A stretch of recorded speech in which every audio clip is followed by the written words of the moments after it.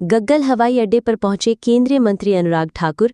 कार्यकर्ताओं ने किया गर्मजोशी से स्वागत। करता हूं कि हिमाचल को भी अवसर दिया है देश की बात रखने के लिए, क्योंकि भारतीय सेनाओं ने जो मुंहतोड़ जवाब ऑपरेशन सिंदूर के माध्यम से पाकिस्तान प्रायोजित जो आतंकवाद है उसके खिलाफ जो उसकी कमर तोड़ने का काम किया, वो दुनिया भर के सामने पाकिस्तान का चेहरा एक बार फिर बेनकाब करने की आवश्यकता थी। 9/11 का अमेरिका पर हमला हो, 26/11 का मुंबई हमला हो, उरी पठानकोट या पहलगाम हो, सबके पीछे पाकिस्तान का हाथ है। पाकिस्तान द्वारा प्रायोजित आतंकवाद का हाथ है। और वो आतंकवादी संगठन जिन्होंने अपनी जिम्मेदारी ली, द रेजिस्टेंस फ्रंट, वो लश्कर-ए-तैयबा का हिस्सा है। और लश्कर-ए-तैयबा हो, जैश ए मोहम्मद और अन्य आतंकवादी संगठन हो, ये सारे के सारे पाकिस्तान पे फलते फूलते हैं। वहाँ से दुनिया भर में आतंकवाद को बढ़ावा देते हैं और भारत आतंकवाद का भुगतभोगी है। लेकिन भारत ने भी स्पष्ट कर दिया है कि जो न्यू नॉर्मल हमने तय किया है कि अगर अगली बार कोई ऐसी आंख उठाने की जरूरत की तो बहुत सटीक हमले जैसे अभी भी किए वैसे ही आतंकवादी संगठनों पर करेंगे। और कोई अगर न्यूक्लियर पावर होने की अपनी ताकत दिखाता है और उसकी शरण में आतंकवादी संगठनों को बढ़ावा देता है तो वो भी हमें मंजूर नहीं होगा। हम इसमें भी कोई अंतर नहीं देखेंगे कि कौन किसी देश द्वारा प्रायोजित आतंकवाद है या आतंकवादी संगठन है या कोई आतंकवादी संगठन है। इनमें कोई अंतर नहीं होगा, कोई देश द्वारा प्रायोजित हो या फिर आतंकवादी संगठन हो, क्योंकि दोनों का काम आतंकवाद को बढ़ाना है। दुनिया भर के सामने हमने ये तस्वीरें भी दिखाई कि कैसे पाकिस्तान आर्मी के वरिष्ठ जनरल, अधिकारी, पुलिस के अधिकारी, नेता और वहाँ के आतंकवादी संगठनों के लोग एक साथ जो दफनाने का काम किया गया आतंकवादियों को, उसमें इकट्ठे थे और पाकिस्तानी झंडे में आतंकवादियों की लाशों को लपेटा गया। ये अपने आप में दिखाता है कि पाक द्वारा प्रायोजित ये आतंकवाद है और state sponsored terrorism is not acceptable. This is not only challenge to India but this is the challenge to the entire world. तो दुनिया भर के देशों ने इस पे निंदा भी की है, अपनी संवेदनाएं भी दी है और पूरी ताकत के साथ भारत के साथ खड़े होकर आतंकवाद के खिलाफ आवाज उठाई। पाकिस्तान फिर से इंडस वाटर ट्रीटी पर बात करना चाह रहा है, भारत तैयार नहीं है। देखिए, भारत ने बहुत स्पष्ट किया है कि talk and terror can't go together, blood and water can't flow together and trade and terror can't go together. तो ये अपने आप में स्पष्ट है। मुझे लगता है इसमें कुछ ज़्यादा सोचने की बात नहीं है। अब पाकिस्तान की जिम्मेदारी है कि वो आतंकवादी संगठनों और आतंकवादी ठिकानों पर प्रहार करे। पाकिस्तान की सरजमी से इन नापाक इरादे वाले जो आतंकवादी हैं और संगठन है, इनके खिलाफ कार्रवाई करें। बात करें बेंगलुरु स्टेटस केस की, तो जो सिद्धारमैया के सर्टिफिकेट उनको रिमूव कर दिया गया है और कर्नाटक के जो डिप्टी सीएम हैं उन्होंने कहा है कि बीजेपी पर हिटबैक करते हुए कहा है कि बीजेपी जो है वो डर्टी पॉलिटिक्स कर रही है लाशों पर। मैं इतना ही कहूँगा खेल प्रेमियों की जो इस भगदड़ में जाने गंवाई हैं, हमारी सबकी संवेदनाएं उनके साथ। बहुत दुखद घटना है और किसी सरकार के द्वारा आंखें मूंद ली जाए। जिस कार्यक्रम में मुख्यमंत्री, उप मुख्यमंत्री, प्रदेश का वरिष्ठ नेतृत्व हो, तो उस सरकार की हालत क्या होगी, या वहाँ के आयोजन करने के पीछे जिन लोगों ने ये कमियां रखी हैं, चाहे पुलिस प्रशासन है, राज्य की सरकार है, वो लोग जो वहाँ पर इस कार्यक्रम को करने के पीछे हैं, इसकी जांच भी होनी चाहिए और उचित कार्रवाई भी होनी चाहिए।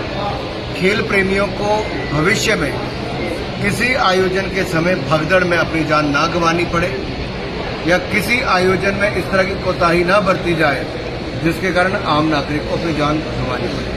राहुल गांधी ने जातीय जनगणना के लिए कहा कि पिछड़ा वर्ग सवाल तय करता है लेकिन बीजेपी प्रश्नावली तय करती है। लगता है राहुल गांधी जी की राजनीति एक नकारात्मक सोच वाली हो गई और कांग्रेस पार्टी को सोचना पड़ेगा कि देश के मुद्दे पर जब सभी राजनीतिक दलों के सांसदों ने अपनी राजनीतिक विचारधारा, अपना क्षेत्रवाद और सबसे ऊपर उठकर देश की बात दुनिया भर में जाकर की, उस समय देश में रहकर ही श्रीमान राहुल गांधी जी और कांग्रेस के कुछ वरिष्ठ नेता भारत की आलोचना कर रहे थे, भारत की सेनाओं पर प्रशंसन खड़ा कर रहे थे। और ये पहली बार नहीं है कि श्रीमान राहुल गांधी जी ने भारतीय सेनाओं के पराक्रम पर प्रशंसन खड़े किए हो, ये पहले भी करते रहे। और कहीं ना कहीं अपने इन बयानों से राहुल गांधी जी पाकिस्तान को मजबूत करते हैं, उनको बोलने के लिए हथियार देते हैं और अंतर्राष्ट्रीय मंच पर जाकर पाकिस्तान राहुल गांधी जी के बयानों को अपने पक्ष में इस्तेमाल करता है। इससे बड़ा दुर्भाग्य देश का क्या होगा। एक ऐसा राजनीतिक दल जो 60 वर्ष सत्ता में रहा हो, वो आज जब सत्ता से बाहर हुआ तो वैसे तड़पता है जैसे बिन पानी मछली तड़पती है।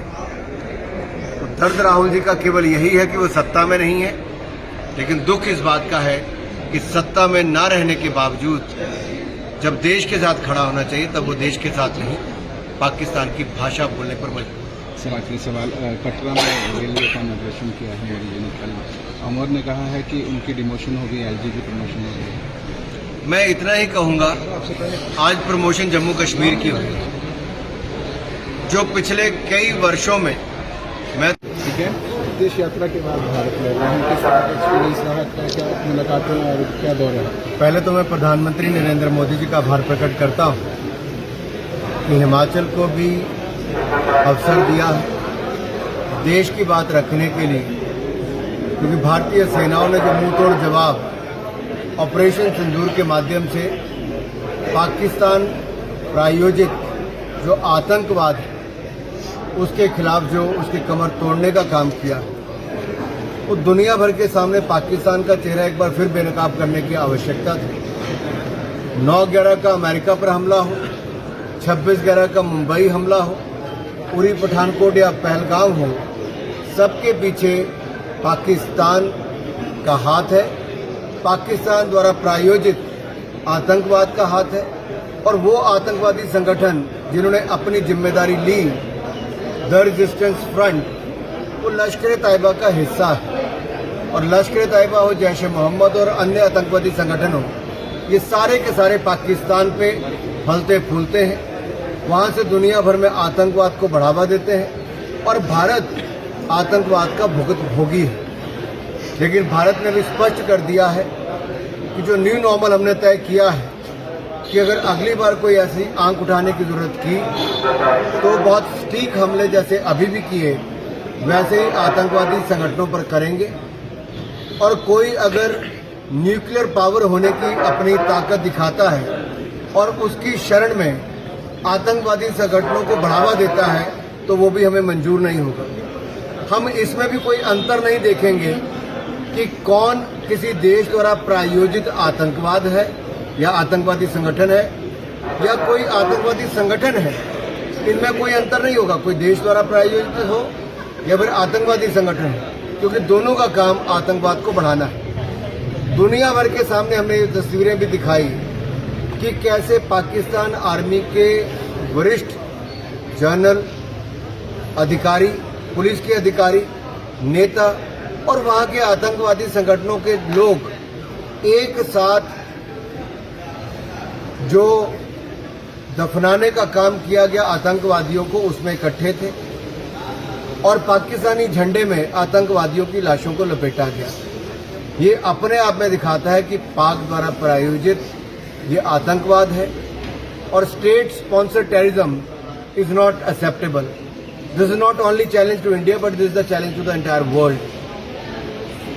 तो दुनिया भर के देशों ने इस पे निंदा भी की है, अपनी संवेदनाएं भी दी है और पूरी ताकत के साथ भारत के साथ खड़े होकर आतंकवाद के खिलाफ आवाज उठाई। पाकिस्तान फिर से इंडस वाटर ट्रीटी पर बात करना चाह रहा है, भारत तैयार नहीं है इसका। देखिए, भारत ने बहुत स्पष्ट किया है कि talk and terror can't go together, blood and water can't flow together and trade and terror can't go together. तो ये अपने आप में स्पष्ट है. मुझे लगता है इसमें कुछ ज़्यादा सोचने की बात नहीं है. अब पाकिस्तान की जिम्मेदारी है कि वो आतंकवादी संगठनों और आतंकवादी ठिकानों पर प्रहार करे. पाकिस्तान की सरजमीं से इन नापाक इरादे वाले जो आतंकवादी हैं और संगठन हैं, इनके खिलाफ कार्रवाई करे. बात करें बेंगलुरु स्टेटमेंट केस की, तो जो सिद्धारमैया के सेक्रेटरी थे उनको रिमूव कर दिया गया है. कर्नाटक के जो डिप्टी सीएम हैं उन्होंने कहा है कि बीजेपी पर हिटबैक करते हुए कहा है कि बीजेपी जो है वो डर्टी पॉलिटिक्स कर रही है लाशों पर. मैं इतना ही कहूँगा खेल प्रेमियों की जो इस भगदड़ में जाने गंवाई है, हमारी सबकी संवेदनाएं उनके साथ हैं. बहुत दुखद घटना है और किसी सरकार के द्वारा आंखें मूंद ली जाए. जिस कार्यक्रम में मुख्यमंत्री, उप मुख्यमंत्री, प्रदेश का वरिष्ठ नेतृत्व हो, तो उस सरकार की हालत क्या होगी, या वहां के आयोजन करने के पीछे अपने पैसे के लिए और बैंकों को सुरक्षित रखने के लिए जो लोग पैसा लेकर भागे हैं, उनके ऊपर उचित कार्रवाई करने का काम नरेंद्र मोदी जी की सरकार ने किया. ऋण उनको, लोन विजय माल्या को यूपीए की सरकार में मिला था और कहीं ना कहीं संरक्षण भी मिला. वो भागे यहाँ से, तो नरेंद्र मोदी जी की सरकार ने इकोनॉमिक ऑफेंडर्स बिल लेकर आए ताकि आर्थिक अपराध करके जो भागे हैं उनको विदेशों से लाने का काम भी वापस किया. तो ये सब संभव हुआ तो नरेंद्र मोदी जी की सरकार में. यूपीए की सरकार में 12 में से 11 पब्लिक सेक्टर के बैंक पीसीए फ्रेमवर्क में थे. आज 12 के 12 बैंक मुनाफे में हैं. ये मोदी सरकार की रिफॉर्म, ट्रांसफॉर्म और परफॉर्म नीति के कारण संभव हो पाया. करना चाहूँगा, देश की जनता का पैसा जो बैंकों में जमा है, बैंकों को अपने पैसे के लिए और बैंकों को सुरक्षित रखने के लिए जो लोग पैसा लेकर भागे हैं, उनके ऊपर उचित कार्रवाई करने का काम नरेंद्र मोदी जी की सरकार ने किया. ऋण उनको, लोन विजय माल्या को यूपीए की सरकार में मिला था और कहीं ना कहीं संरक्षण भी मिला. वो भागे यहाँ से, तो नरेंद्र मोदी जी की सरकार ने इकोनॉमिक ऑफेंडर्स बिल लेकर आए ताकि आर्थिक अपराध करके जो भागे हैं उनको विदेशों से लाने का काम भी वापस किया. तो ये सब संभव हुआ तो नरेंद्र मोदी जी की सरकार में. यूपीए की सरकार में 12 में से 11 पब्लिक सेक्टर के बैंक पीसीए फ्रेमवर्क में थे. आज 12 के 12 बैंक मुनाफे में हैं. ये मोदी सरकार की रिफॉर्म, ट्रांसफॉर्म और परफॉर्म